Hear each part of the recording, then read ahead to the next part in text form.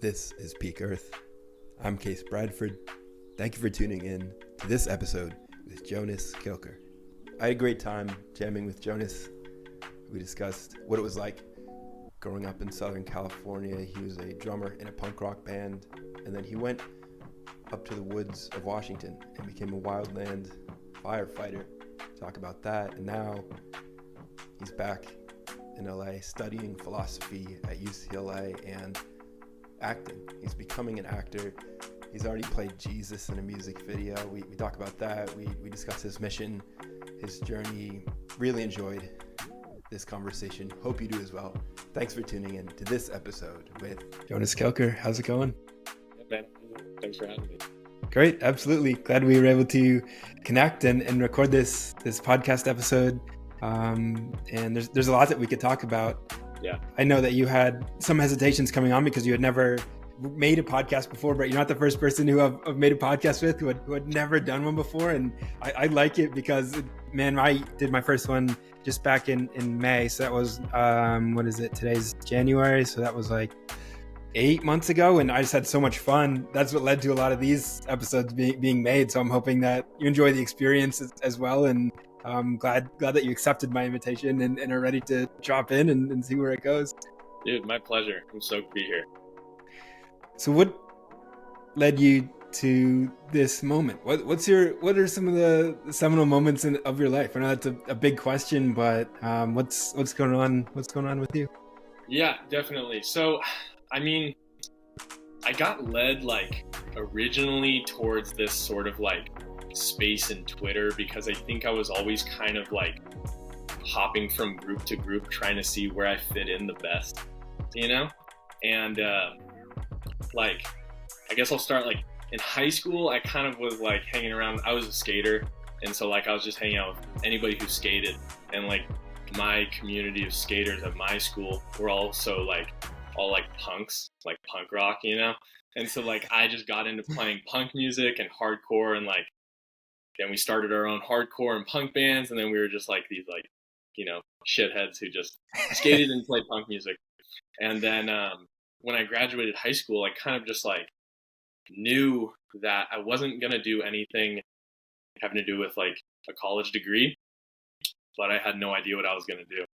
I started I got this job filming skate videos for Dogtown skateboards, and I did that for a couple months. And just realized that it wasn't as fun if it's not your own friends. And I was just kind of looking for a job where I could just hang out with my friends, And so then I didn't know what to do. Now I started doing construction. I did that for a year, just laboring. And then I wanted to do something else. I kind of always had this drive where I wanted to be working with my hands, but I wanted to be sort of creative at the same time. And I felt labor didn't really give me that sort of outlet. So I wanted to stay in music, but there's no money, and when punk bands aren't cool after you're not in high school anymore. And so I had no idea what to do. My mom's boyfriend actually gave me the idea of firefighting. So I just ran with that for 2 years. I was okay. So I went back to college, got my, fire explorer certificate, got my EMT license, worked as an EMT for 6 months, and then went and did a season of wildland firefighting up in Washington State. And that was kind of one of the most eye-opening experiences of my life. I got I was 19 years old. First time I moved out of my parents' house, I got a real taste of what it's like to be on your own. I lived with my girlfriend and our two roommates, but it was just I'm here now, I'm out in the real world, and all my friends are still in college, and I was kind of felt I was missing out on some sort of an experience, you just get that FOMO. But I realize now I made the right decision doing that because the experience that I gained from it was incredible. And that's when I started really connecting with who I was. Everybody kind of goes to college and they have their I found myself experience kind of thing. And I feel that's kind of what changed everything for me. And I realized I didn't want to do firefighting, but that was the eye-opening experience. And I somehow stumbled into acting. I just wanted to get into a sort of creative, entertaining space. And that was something that I could do, and I didn't need 4 other guys to agree with me. to be able to do it, you know? So Absolutely. it's great. Man, that is cool. That story really resonates with me. I've always wanted to do something similar, work with my hands and be creative, and it's so difficult. I It's think difficult. It's hard to back, find everything that encompasses it all in one, you know? yeah. Yeah, it's almost like we were born in the wrong time, where like it would have been more comfortable being like a woodworker or like some sort of, Right. I don't know, leather, maker, or Yeah, exactly. No, it, like, it see, that's the thing. Like, when I was 18, like, it was so cool. Like, I was doing construction. I had this big boy job, you know? And then once it wasn't cool anymore after, like, like, I was just, I think I just kind of realized I was in this space that I didn't need to be in as an 18-year-old. And, like, if I wanted to come back to this when I'm 30, I can, but, like, I might as well just go and try and do something that, like, you maybe can't pursue when you're 30. You know what I mean? yeah, Or and so exactly. that's when I kind of decided. I was like, I need to venture out. If I want to come back, I can come back. But yeah, That's smart. Was all this happening in Southern California? Did you go up locally around here? yeah. So I was born and raised in Redondo Beach, and I lived in Redondo my whole life until I was 19 when I moved to Washington. And then when I moved back, I moved.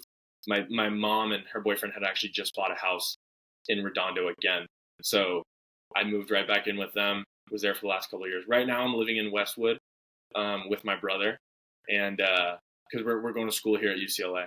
So I did Cool. eventually make my way back into college, but I made sure that I did it the safe way. I went to community college first, didn't spend $1. You know, came here. Nice. I'm getting a degree in philosophy, really just because I love it, and I made so much money doing construction and firefighting at like a younger age. I was able to save so much money that like I didn't really have to rely on financial aid or like my parents. Like I make a little bit more money than my mom right now, so it's like I wouldn't be able to rely on them for that kind of help. So it had to happen when I was 23, not 18. But that's how life goes. It's smart, man. So a lot of times the mainstream system or the momentum or the what everyone else is doing kind of leaves people with a lot of distress. Like college debt Yeah, is a real ball and chain. It's a real shackle that weighs people down, and you're able to find totally. a way to move around that and also gain some really valuable and amazing life experiences and cool stories that other people Yeah, aren't able to gain at all. yeah, and like we were talking about like a couple of weeks ago, it's like if I were to go to college when I was 18, I would have been like a total shithead.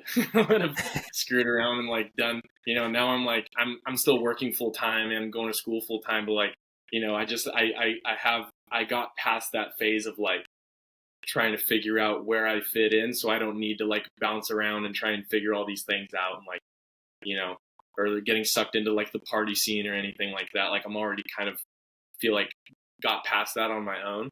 So I'm not tempted by it or anything. That's a great point, because that phase really hit me pretty hard when I was 18, 19. Just like you're surrounded by a bunch of other crazy Yeah. 18, 19-year-olds, and like all you want to do is get, messed up on the weekends and black out. And It's it almost just becomes this unavoidable. like, yeah, it's crazy. And you're Yeah. probably So much more intelligent now too. Like your brain's more developed. You've got a stronger grip on like how to be healthy and like yeah. who you really are as a man. Like you're not trying to figure it out while like in this crazy college experience. You kind of have some idea about where you want, where you're more Yeah. aligned with your Well, soul. I got lucky too. For some reason, I can't tolerate smoking weed, so that was never like a thing of mine. I my friends started smoking when they were like 12, 13 years old in middle school. So of course, like I tried it with them. I couldn't tolerate it, and then I tried again in high school, couldn't fucking do it, and so I just gave up. I was like, I can't do this, and so That's surprising I never as got a, sick of it either. So it's not surprising really as like well. a skater and a punk band guy, and especially in California. It's crazy how early people start smoking marijuana out here, where it's like where I'm from on the East Coast, it's an illegal drug similar to like cocaine or heroin. It's like all in the same Right. basket, but out here it's like really widespread. It's unbelievable. It's like it's one of those things where it's like if you get caught smoking weed, and so like, even when we were teenagers, cops would be like, "All right, guys, get out of here." Like, you know what I mean? There's no repercussions because it's just so normal. But yeah, no, definitely, I felt like such an outcast in a sort of like scene of outcasts. And I think that's all it really was. And I guess to kind of circle back, that's why I sort of made my way into this space, was because I just didn't like, I was hanging around with all these people that were kind of like, nihilistic and doing drugs and stuff. And I was like, this is fun. These are my friends, but I definitely don't feel this way. And so I think that that's almost what led me to want to like leave and do something so completely different when I was doing the wildland fire in Washington. And then when I came back, I was like, I can't really just, I did immediately just start go skating again and just like hanging out with my old friends, but I kind of I still didn't feel like I fit in. So then I got really into working out and like bodybuilding. And I started working at this acai bowl place part-time, and just happened to meet these like two guys that were also really into bodybuilding and lifting weights and stuff. And those guys just became like my best friends today. And so we would always just go to the gym together. I had a couple other my old friends too that like over COVID, when everything was locked down, no gyms, we would go to the park and we would just run miles and do pull-ups on the pull-up bar. And like that just became my identity. I just like loved working out. It was addicting. It was my whole thing. And then I found I think it showed up on my explore page on Instagram, one of Solbra's like posts. He's got those long form texts with like the really cool aesthetic pictures, and I clicked on one of those, and I think it said something about seed oils, and I was like, I'm hooked, whatever it is. And so then that's when I started going deep down the rabbit hole. And I have to attribute a lot of my like progression into this space to him. He's like, he's a good dude, a friend of mine now. And I think kind of being like, I would like message him and reach out to him, and he would hit me right back. And we met up a couple months ago and got a workout in together. But like, he's just such a cool, genuine guy. And, I don't know, I see him catching so much flack on Twitter, and people even message me. They're like, why are you such a big fan of this guy? Like, I'm like, I don't know. He's helped me out in so many ways, and I really appreciate him. So that's definitely like what got me into this. He was my first follower on Twitter. And then that's what like started kind of growing my Twitter account. That's how I was able to connect with guys like you. So that's how all this started for me. Very cool. Very cool. And one question on your backstory before we kind of progress onwards. What did you play in the band? What I was a drummer. Nice. Okay. Yeah, drumming and vocals too. But the thing about, because like, in hardcore, it's like all just screaming and shit. So I know how to sing, but we never really did much singing. I was in like 3 bands seriously. My band was called Mailmen. You could still find us on Spotify if you just look at it's like it looks like this. It's a little envelope logo. And I was in this other band. It was like more hardcore. It was called I'm Pretty Good. I mean, we're all pretty good. And we would do like the IXPXGXWX, kind of thing. And I was just in all these like little bands, and it was so much fun. Those are still some of the best memories I have, just playing those like backyard shows for 40 people. It does sound like a blast. I always was envious of people that were in the music scene and were able to play an instrument for whatever reason. I never like picked one up and it stuck with me, but it just seems like a blast. Music is powerful, man. It's powerful stuff. That was the cool thing about punk rock and hardcore, was like you kind of didn't really need to be good. So I started playing the drums, and I kind of picked it up naturally. And like 6-7 months later, they were like, "Yeah, you can hold a beat." And I already had a friend who played guitar, so we just found a bass player and we started a band. Nice. And then like we got good. We got to a point where we could like play well, but yeah, started from nothing. That's funny. So then moving onward, I'm curious about the wildland firefighter part of your story, because that's a pretty unique endeavor, and it seems really badass and kind of crazy, where you've just got like wildfires. Fire itself is crazy. It's just this strange like hot chemical thing that just like spreads on everything, and you have to go fight it in the woods. Yeah, dude, what's so funny about that is like I feel like sometimes I would tell people back then, or even now, like when I tell them the jobs that I used to have. Because like right now I'm working part-time at Trader Joe's, you know? And so people will ask me like, oh, like, where'd you work before this? I'm like, oh, I did this, and like firefighter. And they're like, wait, what? Like, why are you working here? And one thing people don't realize is like wildland fire it's not like the firefighters you see driving around, you know, in the trucks on the street putting out structure fires. Those guys get paid, at least around here, like 150, 200,000 a year. And wildland firefighters, we make like $15 an hour, $20 an hour, maybe, depending on like, you know, what kind of equipment you're running or what kind of a crew you're on. And it's very much an entry level job. I was mostly working with like young 20-year-olds, the occasional 40-year-old, but like mostly guys like 19, 20, 21 years old, because we're all trying to be firefighters. But wildland fire is like, you don't really need to know much. You need to know how to like dig and stay the fuck away from the fire. And it is a really dangerous job. There's ways of making it safer, obviously, but it was one of those things where I kind of didn't really know what I was getting into, because I can get pretty tunnel vision when I have a goal. And so my goal was just like paid professional firefighter. Wildland fire's in my way to get there. I'm just go do it. And then I remember I got there and we had like a 10-day academy where they teach you all the safety and everything. And I was like, oh, I could die. You know, it didn't even occur to me before I got there. I was like, oh, this is actually really dangerous. Shit just got serious. It just got very serious. Yeah, they would bust out the they had a what do they call it? It's like the burn over cover. I can't even remember the name of it right now, but it's like basically this emergency pack that you have at the bottom of your pack, and you pull it out, and it's like this reflective tent that you basically just get inside of as the fire burns over you if you're not able to outrun it. Your chances of survival are like 10%, but it's a chance. Oh my God. You know?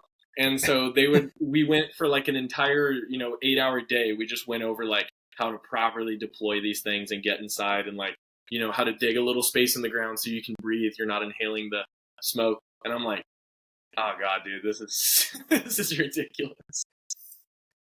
Yeah. It's not for everybody. Right? That's intense. Did you ever have to use that thing?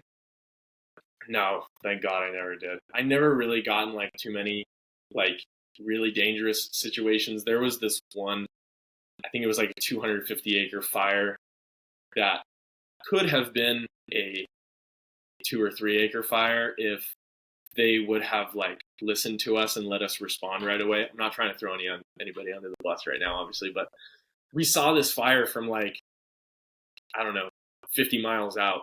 And I guess one of the turbines up there had exploded, and it was the middle of July, so it just caught fire right away.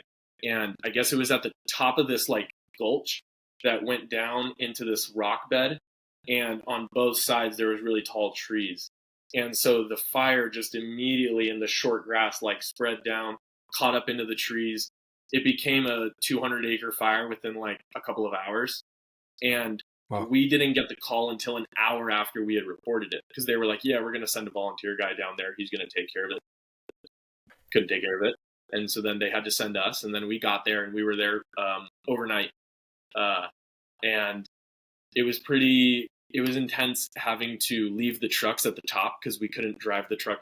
Our truck carries, I think, 450 gallons of water.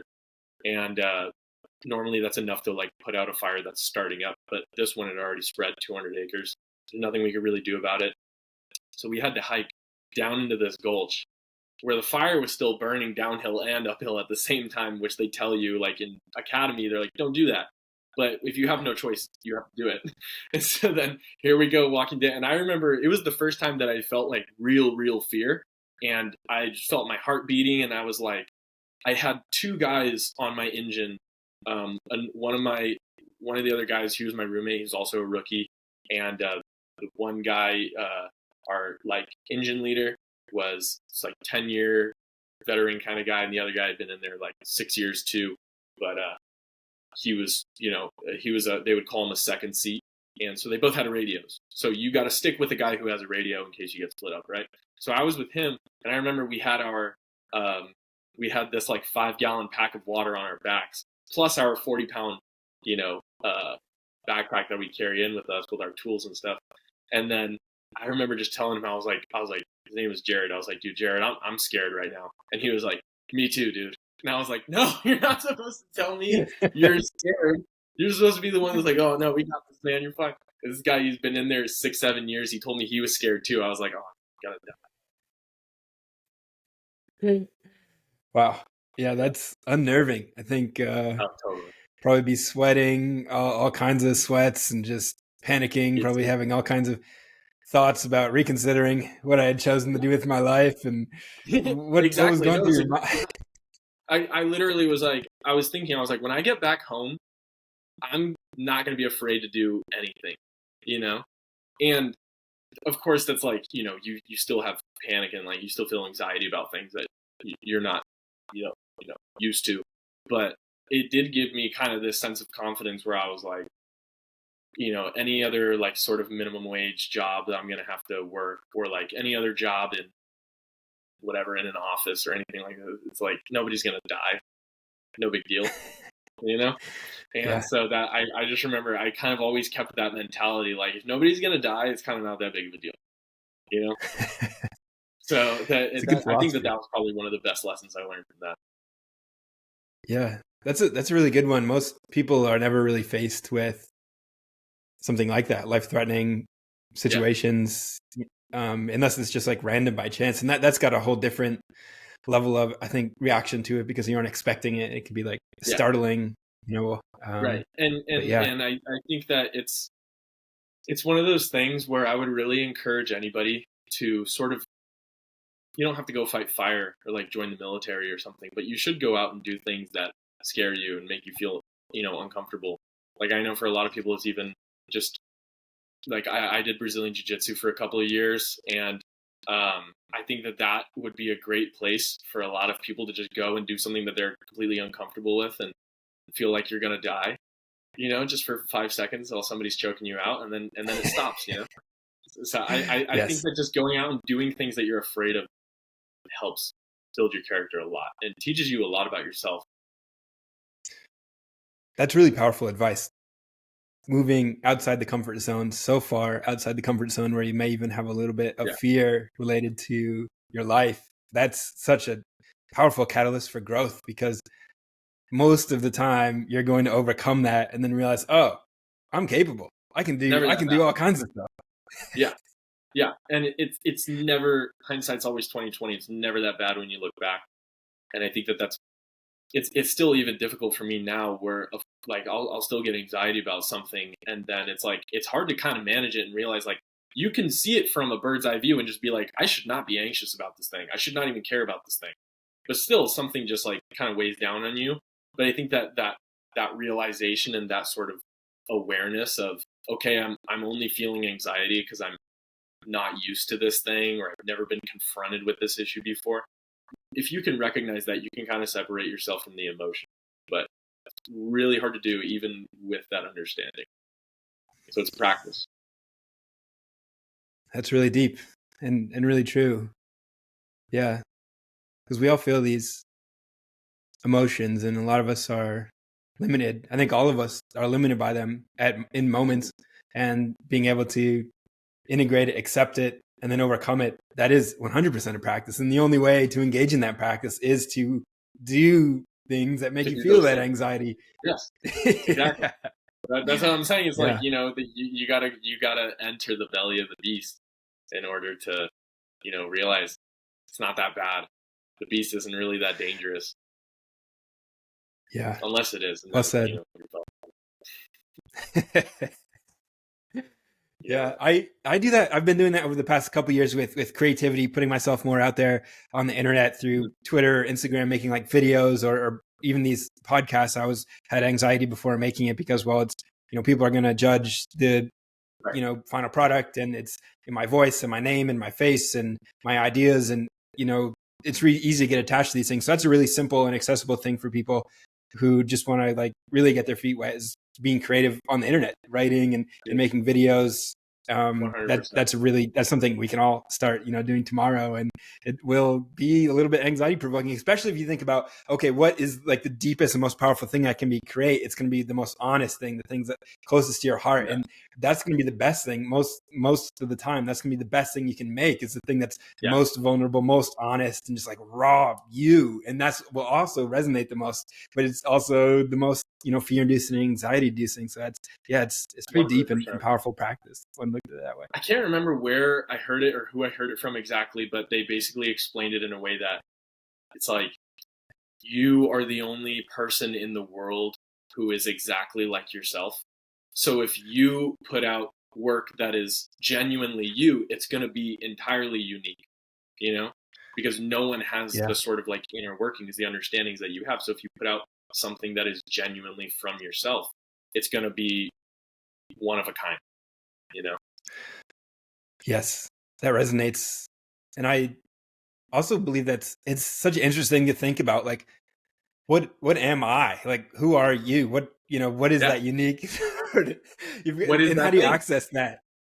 Dude, that's what I'm saying, is because it's like, I still feel that today. Like, I love acting, I love auditioning, I love the people that I've met in this sort of community. But at the same time, there's so many times where I'm just like, even if I feel like the slightest sort of hint of doubt about like the future of my career or anything like that, I'm like, is this exactly what I'm supposed to be doing? And it kind of gives you this little like existential crisis out of nowhere, because nobody knows if they're on the right path. You kind of just have to, you'll navigate that as you go. But I think the most important thing, and I know that I learned this from Jordan Peterson, is that if you aim at something, you'll eventually hit your actual target. Even if your target's over here, you're going to go here, here, here, here. You got to have you just have to be moving forward, and then you're going to hit something eventually. So who knows? I believe that full force. What I'm going to be doing. Yeah. But. Yeah. It's so important. And what you're touching, I think what we're touching on here is authenticity too, is where if we're able to be authentic and just continue to take action towards what we perceive as our next best step, we'll just keep seeing these next best steps and taking them. It may not lead exactly to the same, promised land that we first imagined, but it will lead somewhere much better, much, much better than if we weren't taking those steps, if we weren't taking that action, if we weren't taking those courageous leaps. If the target is 100 feet away, you're not going to see it unless you're 50 feet ahead. So you got to take that first initial leap, and then you'll see the real target. And then you get there and you're like, oh, this isn't the peak. I actually can go even higher. And you just keep going. Yeah. So this is interesting. For anyone listening, we both live in Los Angeles, and big center, the mecca for acting. What is it like going out for these auditions? And do you have like an agent that you work with? Do you show up and there's like a bunch of dudes that look exactly like you all auditioning for the same role? Or like what is that whole process like? Yeah, so I got into acting right when I got back from Washington, end of 2019. So I started acting right at the beginning of 2020, and right when I started, obviously COVID happened, so it was kind of slow going for me. But I never experienced this, but that's what auditions used to be like. You would show up to this place and there would be a bunch of people who look like you, and you'd all go in and, read for the role, and maybe you get it, maybe you don't. You probably don't, right? And so the way that it works now is it's all over the internet. It's all self-tapes. So I've got I'm using it right now. I've got this ring light right here that I just set my phone up on. And my incredible brother, who I live with, he reads with me. And we just film these auditions, and then I send them in. I have an agent that gets me commercial work and all the sort of like film, television, stuff like that. I'm still on my own. I'm relatively new. I'm only in this, I guess, now going on my third year of actually like practicing acting. I've only been working for like 2 years, but it's a really cool journey, and I think the experience for me has been really unique because I feel like I've gotten so lucky, and I feel like I know that that's kind of a weird you kind of have to be lucky in a lot of sort of spaces like this, like entertainment, sort of the creative space, but I just feel like I've been so blessed. Everybody always talks about how, disgusting and corrupt Hollywood is. And I'm not saying it's not, because it is. But I've met so many incredible people, and I've met so many like-minded people, that you kind of everybody there's a very sort of progressive mindset in LA in general, in Hollywood. And it's kind of funny because it's like I hope I don't cancel myself too early for saying this, but nobody really thinks all that. It's all for show. I've never met one person who actually thinks that way. Like, you'll meet people, I'll show up to a set, and then, you kind of start talking about something, somebody cracks a joke, and you're like, oh no, is somebody gonna get, and nobody's upset. Nobody cares. It's not real. It's all for show. But see, that's the thing, is like, that's all it is. And I don't know. I think that's why I'm so okay with sort of being in this space, and like people, you tell somebody that you're an actor, and they kind of have this like preconceived notion about who you are. But it's like, once you get in and then you meet the other actors and you see what they're like, you're like, oh, they're not these like elitist, ultra progressive weirdos. Like, they're really just regular people. So sometimes at the highest level, maybe you got to put on a little bit of a show, but they're just regular people. So I've been super blessed with all the people that I've met, become friends with, and it's super cool. I really just love the creativity of it.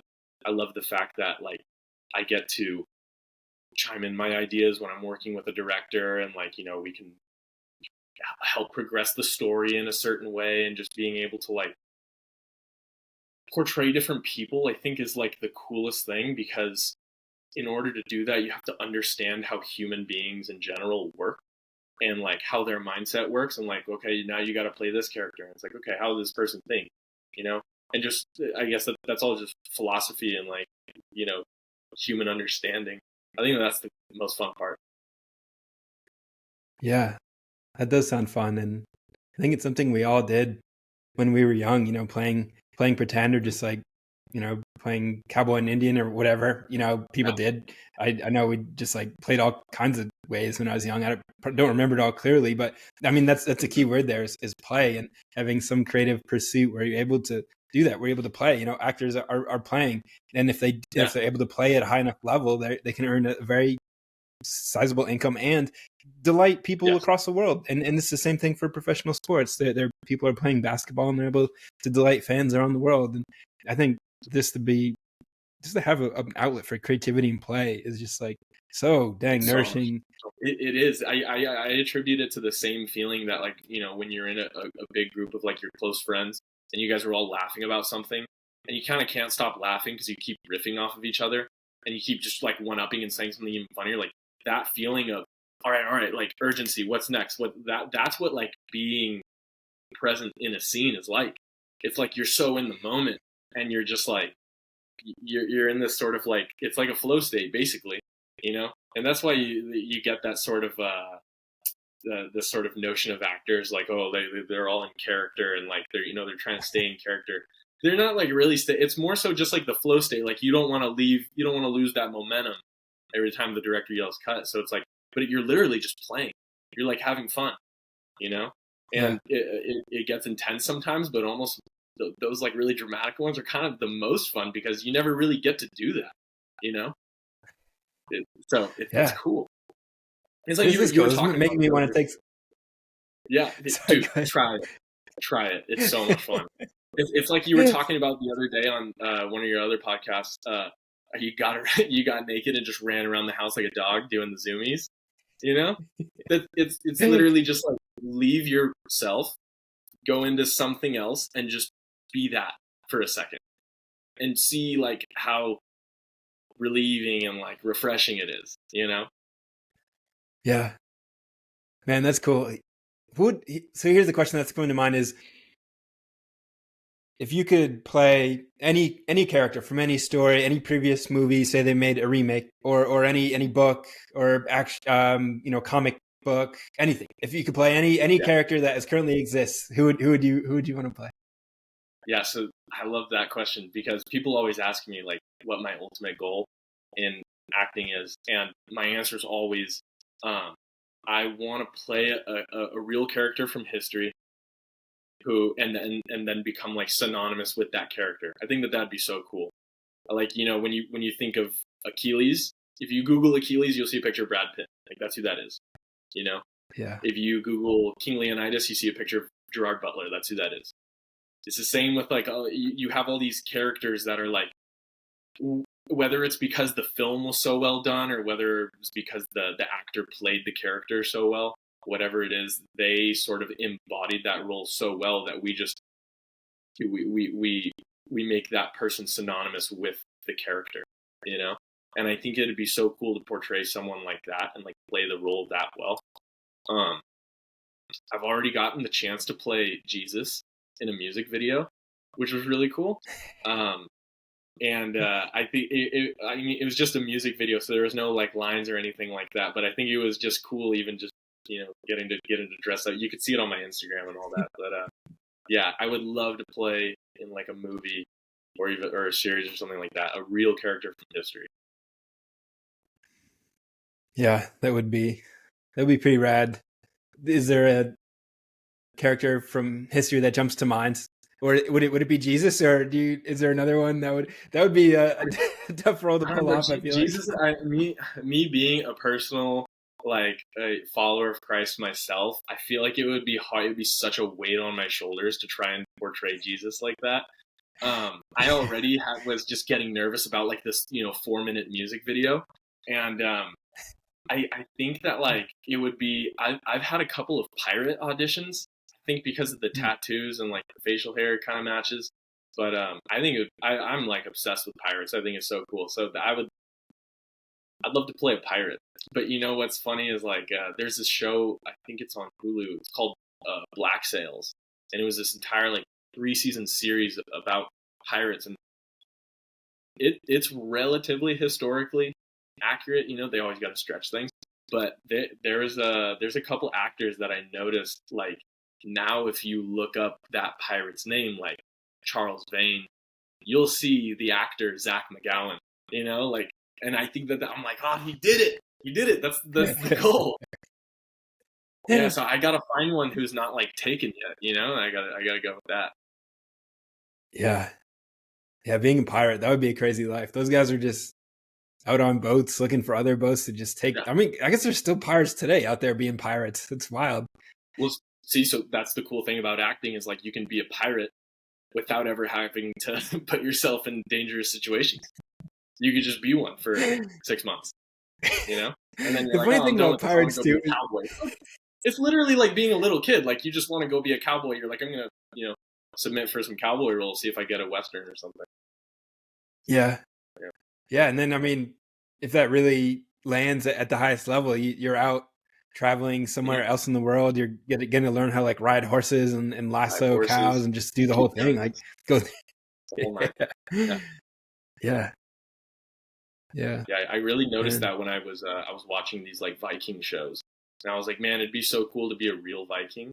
And then I was like, what's the closest thing to being a real Viking? And it's these fucking actors who are pretending to be Vikings. Like that's the answer.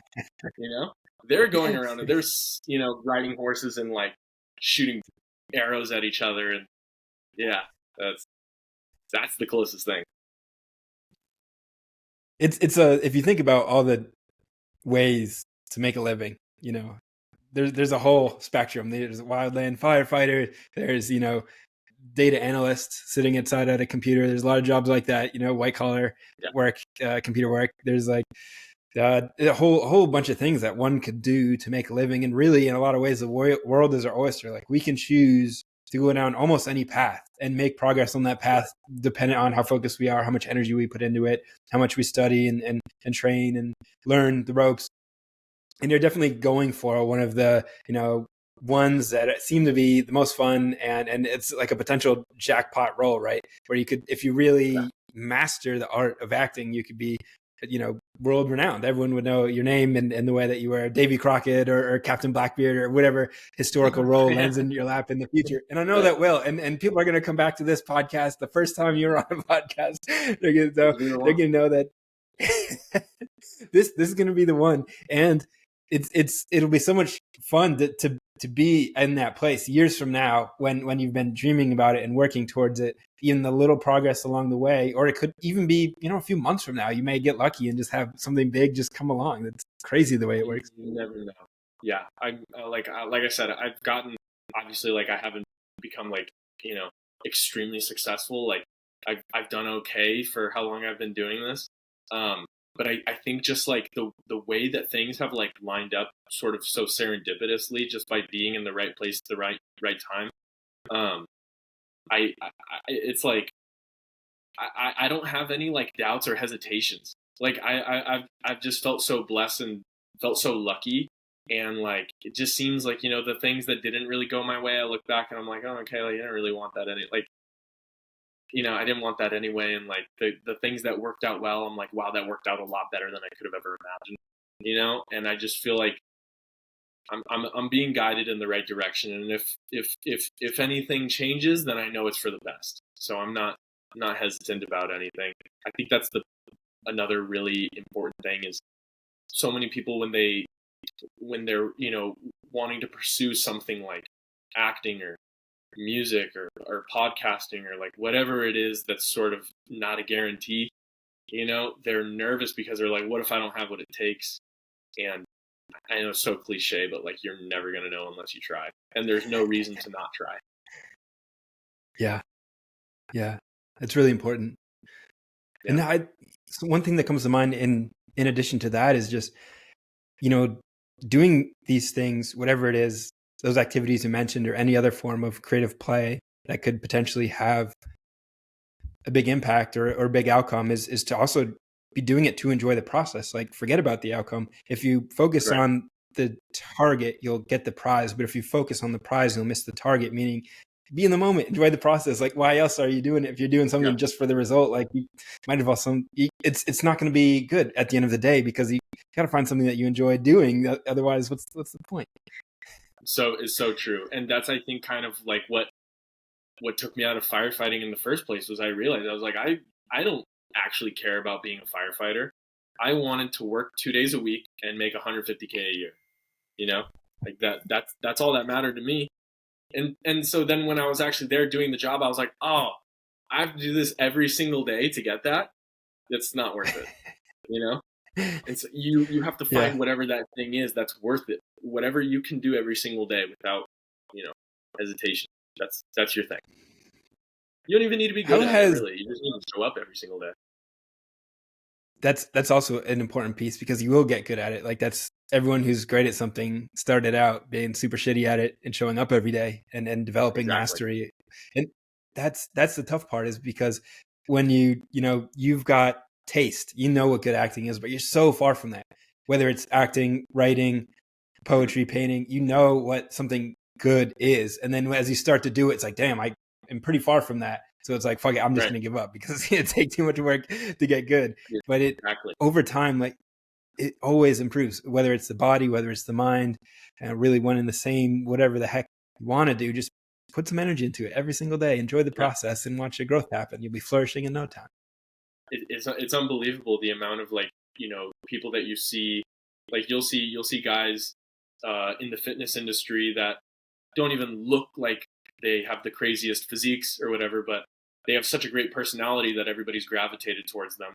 And so then they become extremely famous because they made what worked for them work, and it's so true in so many different spaces. Like, if you just if you show up every day and you do what you love and you just like stick around, people are gonna gravitate towards that. Or whether or not it's a job that requires like a following of people are gonna throw money at you to do something that you love to do. If you do it every day and you do it well, and like you said, like you can do anything well so long as you show up and do it every day. Like, it's almost impossible to not.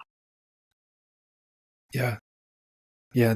It's one of the deep truths of this matrix that we live within. Not in the way that some people use that word, but in the way that just this, this illusion.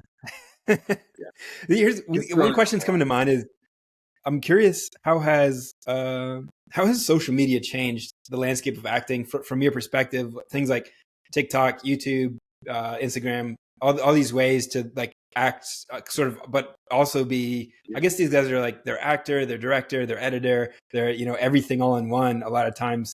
How has that kind of like changed the game? So I wasn't really like, and I'm kind of still not. I wasn't really super active on like Instagram and TikTok and stuff like that for the sake of like an acting career. I was just kind of just posting like how your regular, you know, 21, 22-year-old person would post. And recently, I kind of have been trying to start like cleaning things up and like shape it in that direction a little bit. Like my agent and one of my other good friends, he's a casting director, he was telling me, he was like, yeah, like you should clean up your Instagram, like that. We look at that before we look at your, you know, your reel even. And I was like, okay. Oh, wow. So clean up the Instagram, just like he made it look all pretty. And TikTok, my agent asked me if I could make some TikTok videos, and I was like, yeah, I'll give it a shot. But I just like don't really know if I don't really know if I have the like. I'm not going to say that I don't have what it takes, because I think that I do. I just haven't really had like the desire to, I guess, and I don't want to put out some like BS that I don't resonate with, and I know that people aren't going to. So if the calling comes, then I'll do it. But for right now, I love just like Twitter and the kind of the stuff that I get to post on there. I feel like is very uncensored, very unfiltered. I don't have to like cater to a certain audience, and like I think the coolest thing is like on Twitter, my entire following has pretty much been organic. I think I personally know, I mean, like you, Soulbra, and like two or three of my actual like friends that I know, and the other 850, however many people like are actual just organic followers. I think that that's the coolest part, is the fact that people actually gravitate towards you because of what you have to provide, or like, you know, how they resonate with you, as opposed to maybe what you represent in a sense. Yeah. It's a fascinating thing. It's curious because different social medias do have different sort of energies, and not just from consuming, but also creating. There's different platforms, different audiences, and not everyone is going to be, you know, everybody's style. Like I do enjoy Twitter, and then I also enjoy YouTube. I don't really enjoy Instagram and TikTok nearly as much for whatever reason. I don't know why, but those two just seem to resonate with me a little bit more. Maybe because I've had more success or enjoy, you know, the people that I've met through those platforms. But yeah, it's a wild thing, that social media. I'm still not sure what to think about it. I think as long as you're using it for positive reasons, you know, like this is exactly why getting on Twitter for me was so cool. I get to connect with somebody like you know, and come on here and do this, and like get to talk about the same shit that I've been talking about on Twitter. So it's like it's that sort of freedom that I think that you don't really, not that you don't get to do, but I think that that's not exactly promoted on Instagram or TikTok in that sort of way, you know? Yeah, that's interesting. With that stuff, it seems to be more attention driven, like whatever captures attention or gets attention, which is usually not the most highest quality stuff in a way. Like there's this interesting sort of interplay between like what captures the human attention versus like what is of like a deeper quality. Yeah. It is interesting. I was actually thinking about that today because so I'm majoring in philosophy here at UCLA, but I'm minoring in history as well.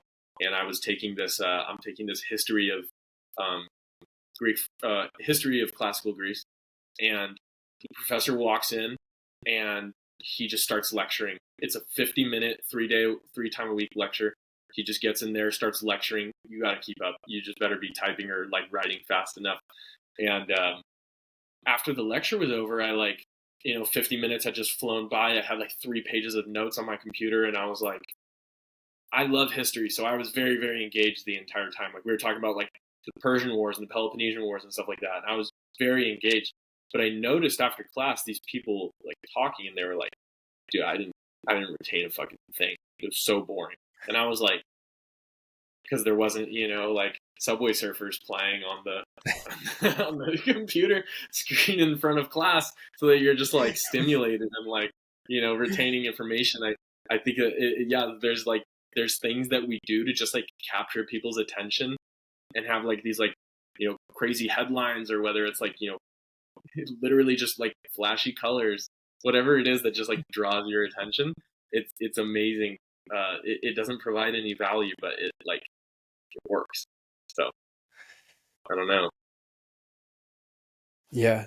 And from that sort of angle, being in school as a 23-year-old man with younger students, I know, man, it's been almost a decade since I was in college, and it has been a decade. Shoot, time flies, man. And things have changed a lot. I do not envy any student currently in college having to go through, the recent lockdowns, and then also all the social media distractions. It's got to be really difficult on top of everything else going on in the world. Like, shoot, I can't imagine. I barely got through without all that going on.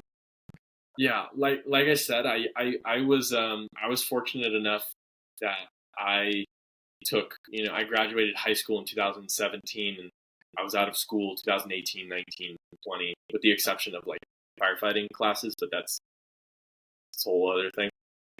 So I never really had to deal with like the COVID, like Zoom classes too much, And so when I got here, everything was like relatively back to normal.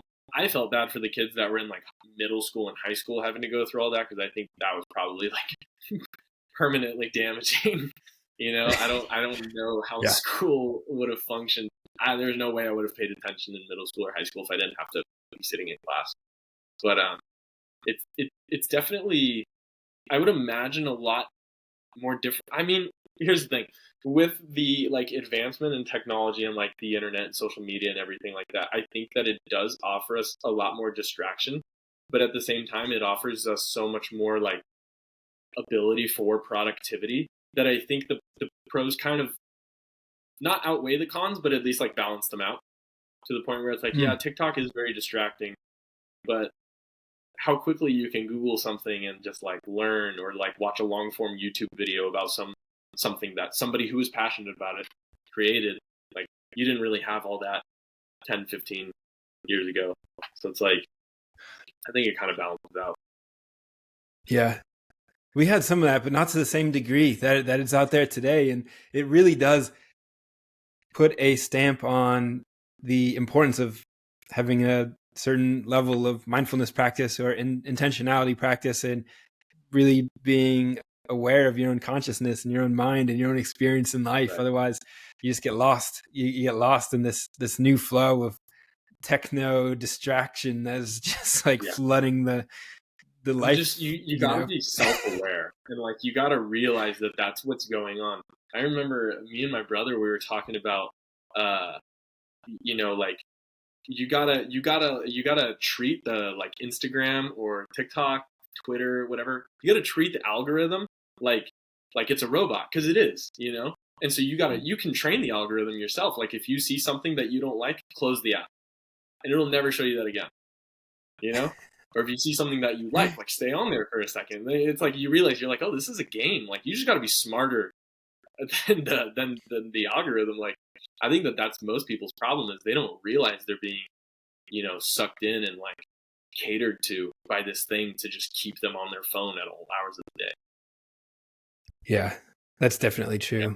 That's definitely true. What sort of practices do you maintain on a regular basis, on a habitual basis, on a routine or a ritual basis to elevate your body mind? Because you do seem like someone who's got a high level of vitality. You're energetic. You've got light. I can sense it from here. What do you do to sort of maintain that on a regular basis? I guess the one thing that has been like the most vital for me has just sort of like,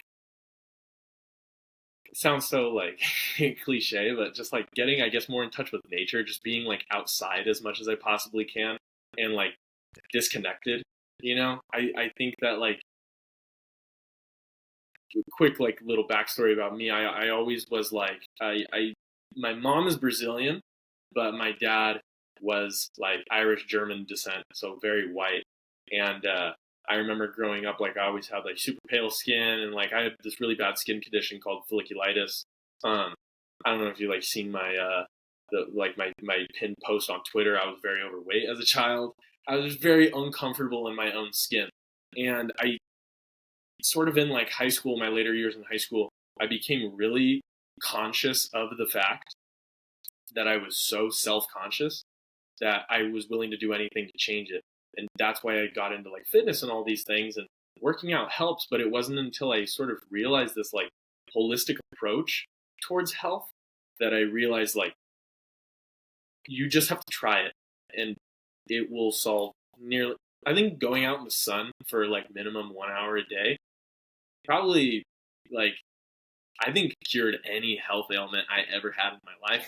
Like skin conditions went away as soon as I stopped like using sunscreen, going out in the sun just progressively, and eating more high quality whole foods and like not eating processed foods. And I don't know, just like there's all like the little things that you can do, like switching from like processed honey to like raw honey or something like that. But I think that just being mindful of all those things is living more naturally. I think that's been the hugest thing for me. Agree, 1,000%. That is the similar way that I approach it in the sunshine. Yeah, gotta absorb that energy. Otherwise, you're going to shrivel up and manifest disease in weird ways. Without it, we need it. We're basically. Oh my God, it's crazy. Like you said, like people can just tell.